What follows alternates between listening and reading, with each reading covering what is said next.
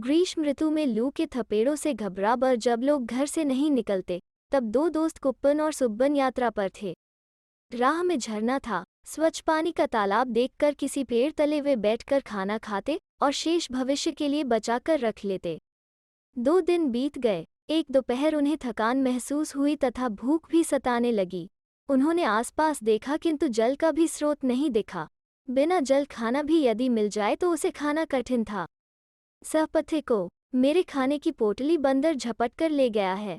मैं 2 दिन से भूखा हूँ। क्या आप मुझे अपने भोजन से कुछ दे सकते हैं? मैं आपका एहसानमंद रहूंगा। अचानक एक यात्री ने आकर इन दोनों से पूछा। उन्हें उस यात्री से सहानुभूति हो गई। वे बोले, खाना तो हम लोग बांट सकते हैं, किंतु पीने के लिए जल भी होने से। जल? वो तो मेरे पास पर्याप्त है, यात्री ने कहा और अपने थैले से पानी की भरी बोतल निकाली। तीनों एक स्थान पर बैठ गए। कुप्पन के पास 3 इडली थी, सुब्बन के पास 2। उन 5 इडलियों को उन्होंने अपने बीच रख लिया, साथ ही जल की बोतल भी, और आराम से भोजन किया। भोजन के पश्चात उन्होंने कुछ देर आराम किया।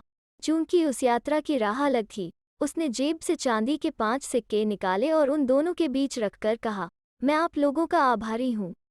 मेरी ओर से यह तुच्छ भेंट स्वीकारें। यह कहकर उसने अपनी राह पकड़ी। कुप्पन ने उन चांदी के सिक्कों में से 2 सिक्के सुब्बन को दिए और शेष 3 स्वयं ले लिए। सुब्बन को अच्छा नहीं लगा। उसने कहा, मुझे आधा सिक्का और दो। दोनों का बराबर बराबर हिस्सा होना चाहिए। कुप्पन ने कहा, तुम्हारी 2 इडली थी, मेरी 3। मैंने उस हिसाब से बांटा। पर सुब्बन ने यह तर्क नहीं माना। वो क्रोधित हो झगड़े पर उतारू होने लगा। उसका तर्क था कि दोनों को बराबर का हिस्सा मिलना चाहिए। कुप्पन ने उसे शांत करते हुए सुझाव दिया, देखो, हम कुछ ही घंटों पश्चात अपने गंतव्य पर पहुंचने वाले हैं। वहां के मुखिया से हम फैसला करा लेते हैं। 3-4 घंटों के बाद वे अपने नियत स्थान पर पहुंच गए। पहुंचते ही वे सीधे ग्राम मुखिया के पास गए। उन्होंने मुखिया को शुरू से अंत तक की सारी घटना वर्णित की। मुखिया ने धैर्यपूर्वक उन्हें सुना। पूरी बात सुनकर मुखिया ने कहा, तुम दोनों के पास कुल मिलाकर 5 इडली थीं, जिसे तुमने 3 हिस्सों में बांटा।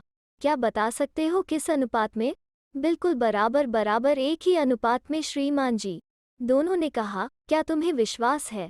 जी हाँ, बिल्कुल समान मात्रा में, सुब्बन ने कहा। मुखिया ने कुछ क्षण सोचा और कहा, तब सुब्बन, तुम अपने सिक्कों में से एक सिक्का कुप्पन को लौटा दो, इससे हिसाब बराबर हो जाएगा। मुखिया ने अपना फैसला सुनाया। इस निर्णय से सुब्बन और चिढ़ गया, पर यह भाव चेहरे पर नहीं लाते हुए उसने मुखिया से कहा, उस अनजान पथिक को मैंने समान हिस्सा दिया था, तो क्या मुझे समान हिस्सा इन सिक्कों में नहीं मिलना चाहिए? मुखिया जी, मेरा निवेदन है, आप अपने निर्णय पर पुनः विचार करें। इसमें पुनः विचार के लिए कोई आवश्यकता नहीं है। मुखिया ने कहा, फिर भी मैं तुम्हारी संतुष्टि करूंगा। तुम कहते हो, तुमने 5 इडलियों को समान बांटा, ठीक है। हाँ जी, अब समझो, यदि एक इडली को 3 व्यक्तियों में बांटना है, तो उसके 3 भाग करने होंगे, ठीक है। जी, मुखिया जी, तो कुप्पन तुम बताओ, तुम्हारे पास कितने टुकड़े होंगे? जी, 3 गुना 3 9 भाग। और सुब्बन, तुम्हारे पास? जी, 3 गुना 2 6 भाग। सुब्बन ने कहा, तो मिलकर कुल कितने भाग हुए? जी, 9 जमा 6 कुल 15। दोनों ने कहा, अब यदि इन 15 टुकड़ों को 3 सम भाग में बांटें, तो प्रत्येक व्यक्ति के हिस्से में 5 टुकड़े आएंगे, सही है? बिल्कुल सही, सुब्बन ने कहा। तो फिर सुब्बन तुम ही बताओ। कुप्पन ने अपने 5 टुकड़े रखकर उस यात्री को कितने टुकड़े दिए? जी, 9 में से 5 घटाए, तो 4। 4 टुकड़े। अब तुमने अपने हिस्से के 5 टुकड़े रखकर उस यात्री को कितने टुकड़े दिए? जी, 6 में से 5 घटाकर। और सुब्बन यहीं रुक गया। उसने अपनी जीभ काटी। हाँ, बोलो बोलो, मुखिया ने कहा। जी 1। सुब्बन बोला, तो अब तुम मानते हो, मैंने जो निर्णय दिया, वही सही है? जी मुखिया जी। ऐसा कहकर सुब्बन ने अपने 2 सिक्कों में से एक सिक्का कुप्पन को लौटा दिया। अब वे वापस जाने के लिए मुड़े ही थे कि मुखिया ने कहा, ठहरो। दोनों वहीं रुक गए। तुम्हारे पास इडली थी, किंतु पीने का पानी नहीं था। उस सहयात्री के जल से तुम लोगों ने अपनी प्यास बुझाई। दूसरे शब्दों में, उसने तुम्हारी इडली के बदले में जल दिया। इसलिए तुम्हारा नैतिक दायित्व यह था कि तुम उससे ये 5 सिक्के नहीं लेते। किंतु तुम दोनों ने ऐसा नहीं करके अपराध किया है जिसका दंड तुम्हें मिलना चाहिए। दंड स्वरूप तुम दोनों एक एक सिक्का ग्राम पंचायत को जुर्माने के रूप में दो। मुखिया ने एक और फैसला सुनाया। उन दोनों दोस्तों के पास जुर्माना भरने के सिवाय और कोई उपाय नहीं था। उसके लालच के कारण वो भी हाथ से खिसक गया।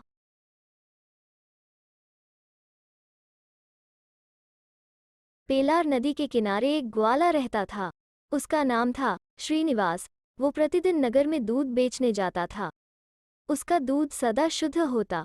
ग्राहक सदा दूध की तारीफ करते थे, किंतु उन दिनों दूध के दाम बेहद कम होते थे। अतः इतनी मेहनत करने पर भी श्रीनिवास को 2 समय की पेट भर रोटी नसीब नहीं होती थी। एक दिन उसका साला आया। वो एक चतुर और धोखेबाज व्यक्ति था। उसने श्रीनिवास को सलाह दी, क्यों नहीं तुम दूध में पानी मिलाते? सभी तो ऐसा ही करते हैं। श्रीनिवास ने दोनों दांतों से जीभ काटी और कानों को हाथ लगाकर बोला, न बाबा, मैं यह पाप कभी नहीं करूंगा। उसके साले ने समझाया, अरे भाई, इसमें पाप पुण्य कहाँ से आ गया? दूध में पानी मिलाओगे तो ज्यादा पैसे मिलेंगे। ज्यादा पैसे आएंगे तो परिवार खुशहाल होगा। हाँ, मुझे भी कांजीवरम की साड़ी पहनने को मिलेगी। बच्चे भी पेट भरकर दही भात खाएंगे। श्रीनिवास की पत्नी ने भी भाई की हाँ में हाँ मिलाई। बस, अब क्या था, श्रीनिवास का दिमाग घूम गया। अब दूध में पानी मिलाने लगा। पहले तो वो थोड़ा पानी डालता था, किंतु जब लालच बढ़ गया तो वो आधा दूध व आधा पानी मिलाने लगा। ग्राहकों को पता ही नहीं लगा कि श्रीनिवास उन्हें मिलावटी दूध पिला रहा है। श्रीनिवास की आमदनी बढ़ गई। उसने एक थैली भरकर सिक्के जोड़ लिए। एक दिन उसकी पत्नी ने कहा, जाओ जी, बाजार से सबके कपड़े खरीद लाओ। श्रीनिवास ने राह के लिए डोसा व सांभर बंधवाया और बाजार की ओर चल पड़ा। चलते चलते उसे भूख लगाई। पेलार नदी समीप ही थी। नहाने का मन हुआ तो उसने कपड़े और सिक्कों की थैली किनारे पर रखी और पानी में कूद गया। नहाकर उसने कपड़े पहने और स्वादिष्ट डोसे खाए। चलते वक्त उसे पैसों की थैली की याद आई। पर यह क्या, वो तो वहाँ थी ही नहीं। श्रीनिवास ने इधर उधर नजर दौड़ाई। एक बंदर थैली लिए पेड़ पर बैठा था। श्रीनिवास ने पत्थर से बंदर को डराया तो वह भी उस पर झपटने को तैयार हो गया। हारकर श्रीनिवास वहीं पेड़ तले बैठ गया। बंदर महाराज ने थैली खोली। वो हर सिक्के को दांत से चबाकर फेंकने लगा। कुछ सिक्के पानी में गिरे तो कुछ जमीन पर। श्रीनिवास ने जमीन पर गिरे सिक्के बटोरे और वहां से भाग लिया। आगे चलकर सिक्के गिने तो वो कुल पूंजी का आधा भाग ही निकले। श्रीनिवास ने अपना माथा पीट लिया। पानी की कमाई पानी में ही चली गई थी। इसलिए कहते हैं, ईमानदारी की कमाई में ही बरकत होती है, चोरी का पैसा सदा मोरी में ही जाता है। तो दोस्तों, कैसी लगी आज की लोककथा? अगर अच्छी लगी तो लाइक और शेयर करें और चैनल को सब्सक्राइब करना ना भूलें। फिर मिलते हैं एक नई लोककथा पर।